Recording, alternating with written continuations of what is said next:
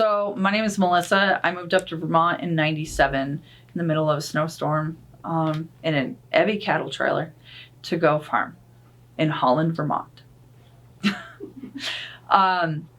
Since then, I've been all over. Let's see, I was born in '88, so however old that makes me, 34, 33. I don't know. I don't keep track of it. It's not important. I am a grateful recovered addict. I am a mother. I have been married and divorced. You name it, I've probably been through it. And here I am on the other side. Can you tell me about your journey with Vermont Works For Women? Absolutely. So my first experience with Vermont Works For Women was actually back in high school because I was interested in non-traditional roles for women. After that, I went my own way, my own path, and life took me on one heck of a journey.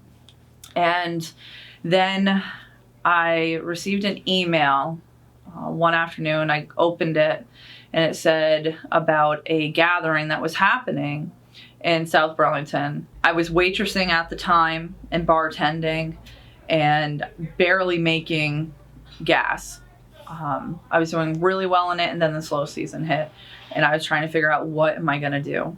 I just got out of a really toxic on and off 7-year relationship, and I just moved with my daughter and myself into this 1-bedroom apartment.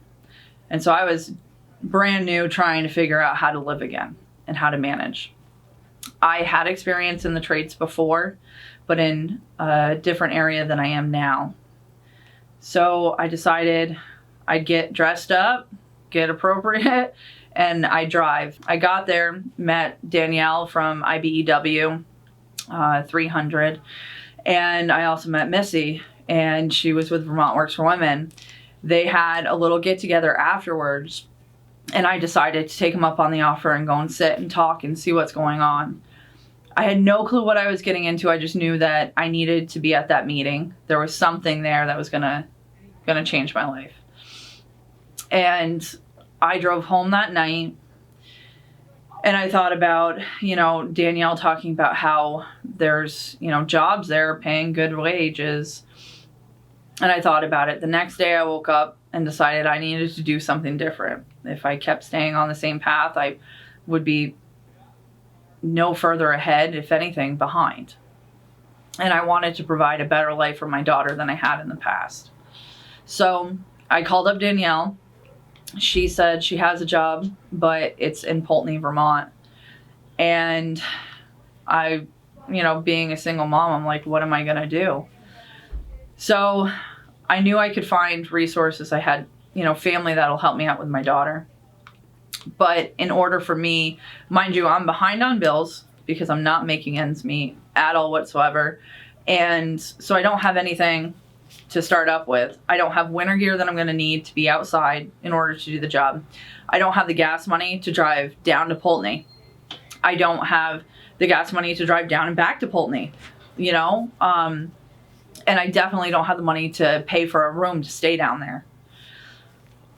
So Danielle gave me a list, and then I decided to reach out to Missy, and Missy hooked me up extremely quickly with what I needed, the gas to get down there, the lodging to be down there, the warm clothes. Like, these aren't cheap clothes. These are clothes that have to keep you warm in 30 degrees, below zero, on top of, tilling mines.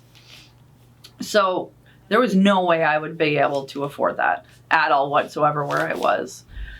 So I made the decision to take a risk, take a leap, and move forward because I didn't have anything else to lose. I started out as an entry level at the job that I was at. From there, I quickly earned my way. I showed up every day. I showed up on time. I did my work. I went above and beyond, and I stayed for the overtime. Mind you, knowing that I have my daughter back at home who's living with my sister. My sister's helping me out to get her to school, to make sure she's getting what she needs as I start changing the trajectory of my family. Instead of staying in poverty, of breaking out and going into something bigger. going into a trade that can provide for my family, that I don't have to live paycheck to paycheck for, that I see a light at the end of the tunnel for. That was December of 19. 3 months later, COVID happened. COVID is a massive hit. School's getting shut down. What am I going to do? I did take some time off of work because I had to figure things out. And if I would have just broke down and been like, this is never going to work, I would never move forward. So I had to look for solutions. Missy helped me get back to work. I got back to work, kept on going at it. And then I was offered a new job with the same company as a management position of the warehouse. And I earned that. I earned that through everything. I got that position, and then my head gasket went on my truck. I just had this new job, and then a head gasket went, and it's not worth fixing in that vehicle. And I still have a huge payment. I owe way more than it's worth. How am I going to continue moving forward? When you keep the faith and keep looking at solutions and knowing that there's a way around it, there's a way to overcome whatever it is, it changes your whole mindset, which changes how things happen in your life. You start taking control instead of life just happening to you. And now I sit here and I'm a recipient of a beautiful car that has no payment, that is reliable, safe, that is going to get me back and forth to work as I clean up the mess that I've had before, from COVID and from poor choices in the past.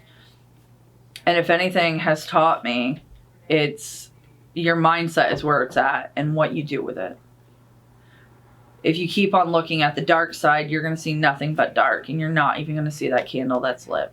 And one candle can light a whole room. And that's what Vermont Works for Women has done for me. Not just a survivor, I'm a thriver in all the diversity and all the challenges that I've had. It's taken me a while to get there, but I'm here.